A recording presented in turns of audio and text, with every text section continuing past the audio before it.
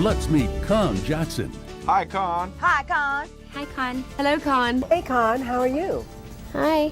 As Conn connects you to the world, he does so by talking with leaders. Visualize. That's your legacy. Challenge the idea. That every day can be a great day. Unforgiveness damages you. Game changers. We're just talk to. Just keep trying. You have to enjoy what you're doing. Thank you for calling me Cinderella. It's fun, man. Hard work pays. And celebrities that allow you to grow and engage life to the fullest. What is it? And fun? Well, there's plenty of that. Tasty Tony, the one and only, and if there is another, he's a phony. How you doing, Tasty? As soon as you understand something, give it away. When you learn, teach. When you get, give. Listen, can we just say we think you're an amazing person? Yes. And as long as you believe that you're going to do it, you're not dreaming about it. It's not this like far-fetched like pipe dream. It's a reality. If you do something every day to get a little closer. Well, you have done it. You're a living example. The movie's an inspiration. I highly encourage people to see it. We're going to see a lot more of this man right here. Yes, Come sir, on. man. Yes, sir. You'll teach me some moves to I help will. with the What's up? ladies? Yeah, man. All right. Get it loose. Well, get it That's loose. it. That's We're it. getting loose here on the I'm Conn gonna teach Jackson you how to Show. do We'll it. be back with more from Step Up right here. Teach you how to do the Harlem Shake, man.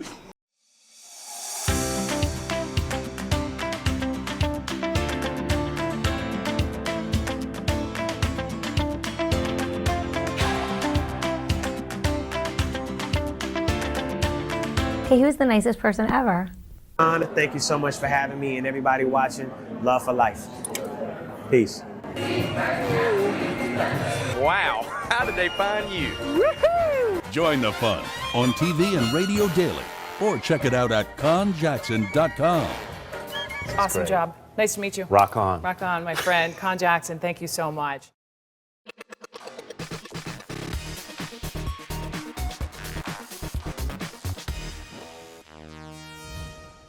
It's super great to welcome you back to Connect. We have three amazing people on the field at AT&T Stadium, not only from the Salvation Army, but the Dallas Cowboys. Look at those three. We got Jerry Jones. Conn. Great. Commissioner, guys.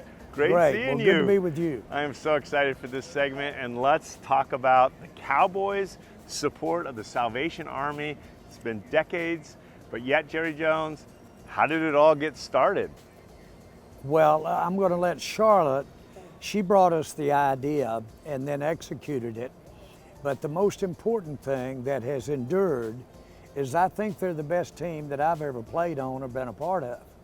If the Cowboys could be as efficient as the Salvation Army is, to be able to take the dollar that goes in the red kettle with their great organization, keep more of it than anybody, put it where it's given, in the community it's given, and help people to put shoes on their feet. A lot of people do a lot of things. The Salvation Army doesn't flare when they see need. They know when the hunger's there.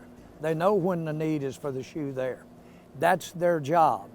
And so that's why we're partners with the Salvation Army, because it gives us a chance to use the visibility we have, especially on Thanksgiving Day, and basically help a lot of people.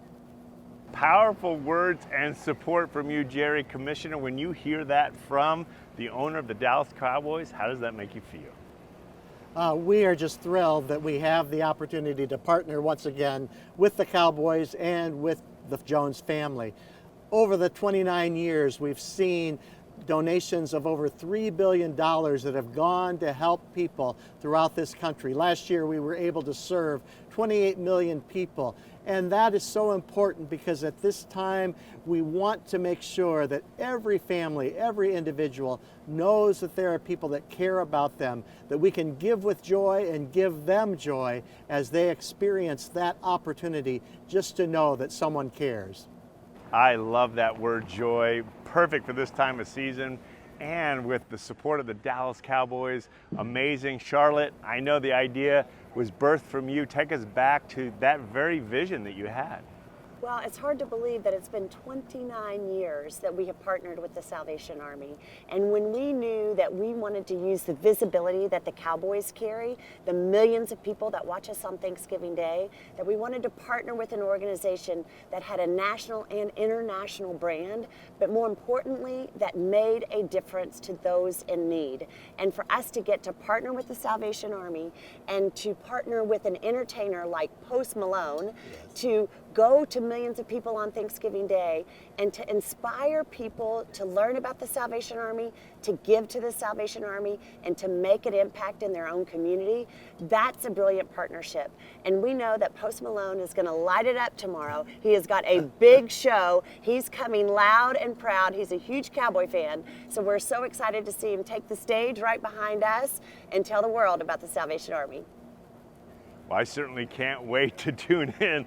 A halftime during the Thanksgiving has become a tradition in our household, and what a great artist. Now let's get back to the Salvation Army. Charlotte, do share with us the importance not only did the Dallas Cowboys have on winning a Super Bowl, but all your involvement off the field in that importance. You know, we have an incredible platform. You all give us an incredible platform to reach millions and millions of people every time we play. And that interest is so strong that they're as interested in what we do on the field as they are what we do off the field. And if we can find a great partner like the Salvation Army and carry that interest into the community, then we can really make important things happen. And our goal is always to win the Super Bowl. Our purpose is to help people along the way, and the Salvation Army lets us do that. 100% love the purpose, the commitment, and the support that the Dallas Cowboys have off the field to making a difference, including supporting the Salvation Army. And I know the Red Kettle campaign, Commissioner, is so important. It's going on right now, and just tell us how we can support it. Well, this is a huge effort. This is our major fundraiser of the year. It's iconic, and we would just encourage people to give at the kettle. They can do that with cash donations. There's a QR code if they want to give another means, and they can go to our website at salvationarmyusa.org to make a contribution. But one of the important things is for them to know wherever they make that donation, that it's going to stay within their local community to help their friends and neighbors right within that local community. Amazing indeed. I am so appreciative to the Salvation Army, to the Dallas Cowboys. And Jerry, I mean, it goes all the way back to Arkansas, now owning the Dallas Cowboys. You've always had a heart for giving back. Tell us that importance to you as we wrap. Well, I think that football's greatest purpose is to not only have the interest in the competition, but emphasize that those out there playing have been knocked down more than they've been standing up, and they get up. But what is important that the Salvation Army represents is grace or gift. You get help. You can't get here in the world without some help, outside help. That's what the Salvation Army does. It is absolutely the best feeling that I've had with the Cowboys, is to know we've had something to do with the Salvation Army helping the millions of people they have.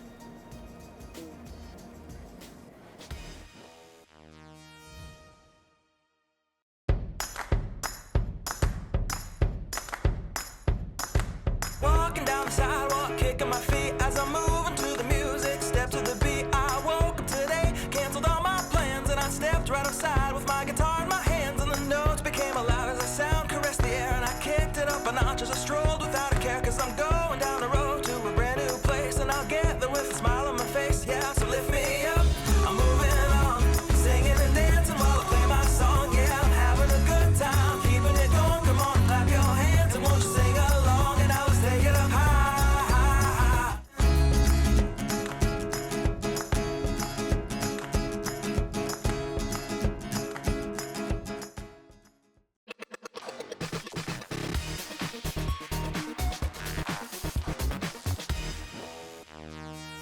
Super great to welcome you back to Connect. I'm your host, Conn Patrick Jackson. Now, you know we love connecting you with beautiful places. Here we are in Santa Barbara and with people in the know. And our next guest is a world-renowned doctor. Dr. Kaylani joins us right now. And doctor, what led you in medical school to focus on diabetes? I have family history of diabetes, as many people do, and this led me down the track of becoming an endocrinologist and focusing on diabetes. Well, doctor, you've become world-renowned. I know you're part of the ADA, the American Diabetes Association, helping millions in their pursuit of healthy treatment options and suggestions and tips. We'll learn more about it, but tell us about the standards of care. The American Diabetes Association standards of care are the gold standard for the management of people with diabetes and prediabetes. This is a document that includes a series of recommendations over more than 300 pages based on the latest scientific progress and advancements in the past year. We update this every year, and the ADA Standards of Care is published online in December. It's intended as a tool for both healthcare providers and people with diabetes for best practices in management of diabetes. And Dr. Kaylani, when it comes down to it, why is this so important to follow these standards? We know that diabetes is an epidemic. It continues to grow in numbers. In the United States, 1 in 2 Americans has either diabetes or prediabetes.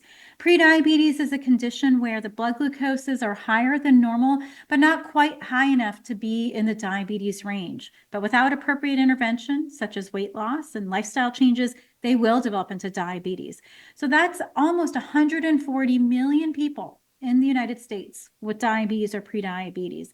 So it's incredibly important to know how best to manage and treat this condition. And doctor, as you've reviewed it, what's new in these standards? There are so many updates in this year's American Diabetes Association Standards of Care. I'll only update and share a few today. In the area of diabetes technology, there's been so much new that's been added. There are so many new devices that are in the market every year for the management of diabetes. New this year in the standards of care is guidance on the use of continuous glucose monitors for people with diabetes, both at diagnosis and any time thereafter living with this disease. For those who would benefit from being on continuous glucose monitors, that includes people using insulin and other treatments as well. There's also many other recommendations related to use of glucose-lowering medications and reduction of complications in diabetes. And doctor, when it comes down to it and they review the standard of care, what do you hope people take away from it? Grounded in science, the ADA standards of care are a tool to facilitate discussion between healthcare providers and people with diabetes regarding the best practices, the best way to manage diabetes, to live a long lifetime, healthy lifetime with this disease. We hope that people will come away with best practices related to prevention, medication use, and reduction in complications in order for the comprehensive care of a person with diabetes. Well, doctor, you've given us valuable insights, your expertise, your time. We appreciate it. Thank you so much. If people still have some questions or want to dive into more of the standards of care, where should they go as we wrap? For more information about the American Diabetes Association Standards of Care, you can visit our website at diabetes.org. There's information on a free risk test to find out if you might have risk of developing diabetes and other really important information. We have been in this business for 85 years, and we encourage you to join us in this fight and find out more at diabetes.org.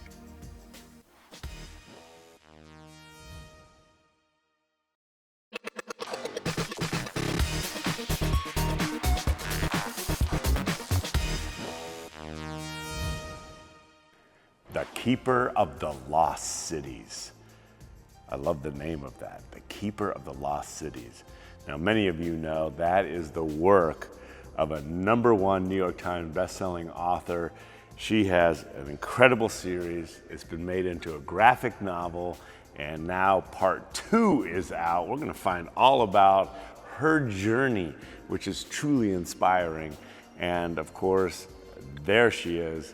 What has this ride been like of tremendous success as an author?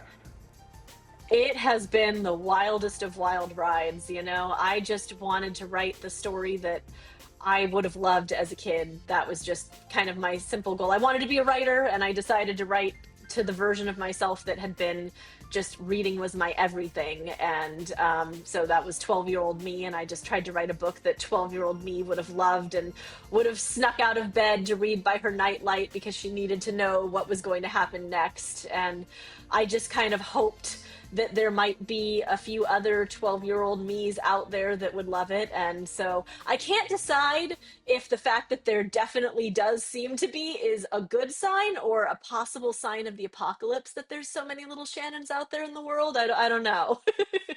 Well, we love it, and congratulations on your tremendous success. Incredible. As you reflect, and I'm just curious because as a celebrated novelist, author, yet you went to school at USC for cinematic arts. I would have thought that path might take you into screenwriting, but lo and behold, you had a plot twist, you became an author. So I had started college as an art major, actually, and I realized kind of as I went through all the art classes that I was never going to pick up the skill that I most wanted, which is I can't draw from my imagination. I just can't. I try, and whatever comes out on the page is never as cool as what I was picturing in my head. And so I was just getting frustrated, feeling like all I ever did was create stuff that I wasn't proud of because it wasn't as good as what I wanted it to be. And so I had this kind of crisis of like, all right, I'm changing majors, but I don't know what to. And I signed up for a writing class kind of on a whim, because it was called Broadcast Writing and Production. And I'll admit, it sounded like, cool, I'll get college credit for watching TV, sold. And it was that kind of class, but we also had to write. And that was when I really discovered that what the barrier that I had been having with art of trying to get what was in my head to come out on the page, I didn't have that with writing. I could have exactly what I was picturing come out on the page and make people see it. I just had to use words. And so I switched to that being my focus. But since I was in a broadcast writing class and I was growing up in Southern California, you just kind of naturally get steered toward Hollywood and film school and all of that. And so that was the path I took, and got to Hollywood and realized that it's extremely collaborative. And I am apparently a control freak and didn't like that I was going to have to constantly be working with people rewriting me or writers' rooms or, all of that. I get why Hollywood is that way, because these are millions and millions and millions of dollar projects, and there's no one person that can do every job. And so it has to be collaborative. But too many cooks in the kitchen for me. And so then I started writing books, and much better fit. Great fit, and we are grateful that you wrote this incredible book series, The Keeper of the Lost Cities. I know it's been turned into a graphic novel. We're going to be talking about part 2, but was there a tryout for you to select what graphic artists could really bring to life your vision? Yeah, I mean, we had so many artists submit portfolios, and we realized we were going to need to work with 2 artists kind of early on because it's a daunting task. These are thick graphic novels. It's a lot of art. And we didn't want there to be like a 4 or 5 year gap between part 1 and part 2. So the only way to do that was to have the artist of part 2 get started while the artist of part 1 was still working. And so it was really kind of, we wanted to find artists who their styles complemented each other. We didn't want it to be that you're looking at the art of part 2 and thinking, well, this doesn't look like it is the second half of part 1. But at the same time, I didn't want to try to force the second artist to have to like copy what the first artist did and be like, okay, so she drew this character this way, so I must draw it exactly that way. I must draw this. I wanted her to be able to draw what was in her head.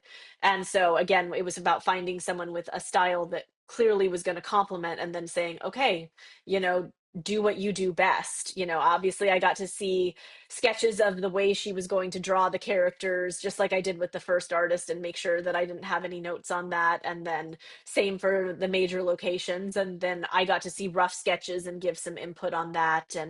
But really, it was the best thing I can do is step back and let the artists do their job, because they are so talented and always give me so much more than I would have been able to get if I had told them specifically what to draw. So it truly is. Apparently I can also, the control freak in me can also step back and say, no, you do you, because you are blowing me away. Keep doing it. Wow. Wow, I love that. Congrats, Shannon. What a tremendous achievement. And now, The Keeper of the Lost Cities graphic novel part 2 is out. As we wrap, congratulations on your success. What are you grateful for? Honestly, it has been my readers. We were not an overnight success with this series. It was word of mouth that spread. So just thank you for reading. I get to have my dream job because of all of you, and I hope you keep reading. Thank you so much.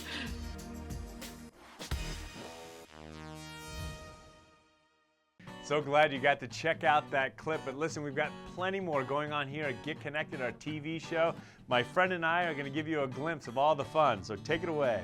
The sun shines bright as it moves across my face. I feel the light and everything is in its place. Oh, I woke up feeling great. Today was made for me. And life is good the way it should, the way it was meant to be. Well, join us and we'll get you in the know. Check us out at Get Connected at ConnTV.com and be part of the movement. It's a beautiful day.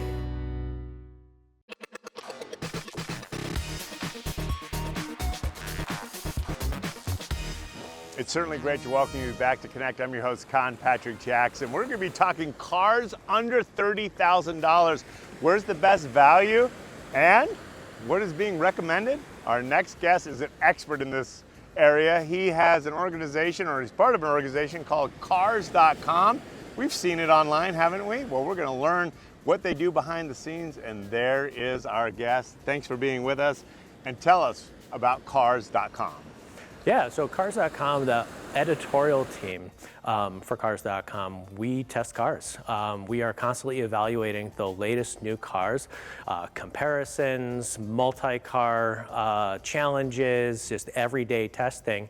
And through testing these vehicles, we want to identify ones that were $30,000 or less that we would recommend, cars that we would recommend to our friends and family, and that's how we came up with this list. Well, Joe, we appreciate you and your team at Cars.com. What surprised you of these cars that made the list? So the variety of cars is really great on this list. You have sedans, you have a compact SUV, you have hatchbacks, and you even have a hybrid on this list. But most of all is the technology that you get. You can very easily have Apple CarPlay, Android Auto, and those are going to mirror your smartphone's capabilities to the car's screen. So features like navigation, podcasts, and calls will all come through the car's screen. And also there's just a lot of standard safety features. You're not driving a bucket of bolts in this price range. You're driving a very nice car with a lot of good standard safety features. When it came down to overall price, what separated the cars and the ones you picked?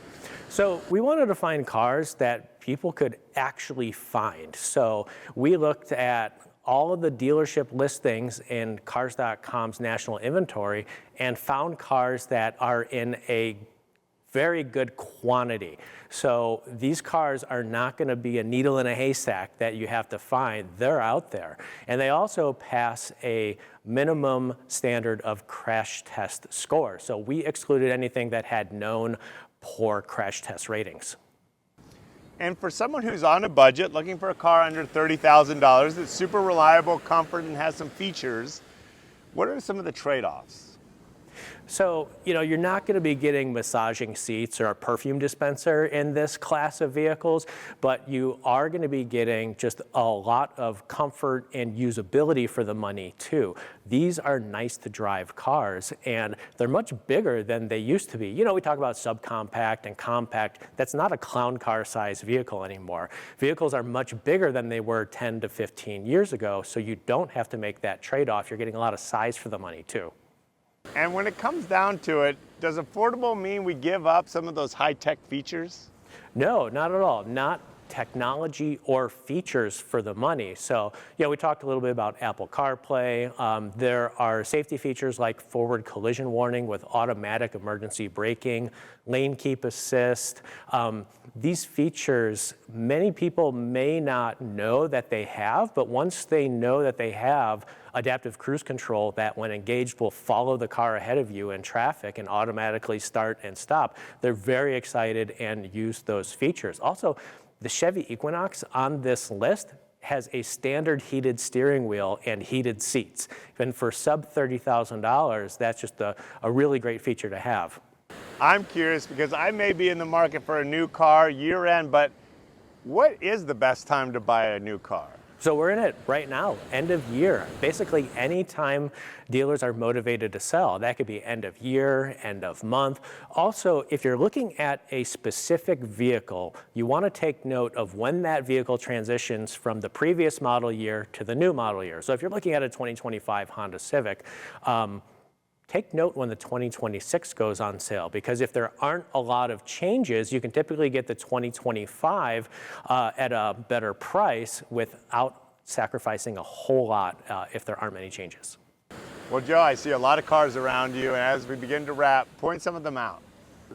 So one of the cars I'm really excited made the list and we have with us is the Toyota Corolla Hybrid. Now, a lot of people may think, a hybrid is out of their budget, but this hybrid is around $26,000, gets 50 miles per gallon, and that will save you thousands of dollars in the long run compared to the average fuel economy of vehicles. Great job, Joe. Thank you to you and your team at Cars.com. Do remind us where you'd like us to go for more information to find out what made the list for the best cars under $30,000, and thanks again. Yeah, you can read more at Cars.com/news.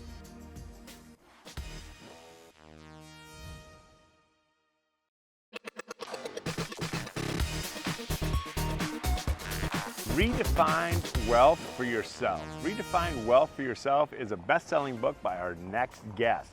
She's also going to join us around this time of year, the holidays, to help us with budgeting considerations and maybe even some financial tips going into the new year. That's a lot for us to address, but she's up for the task.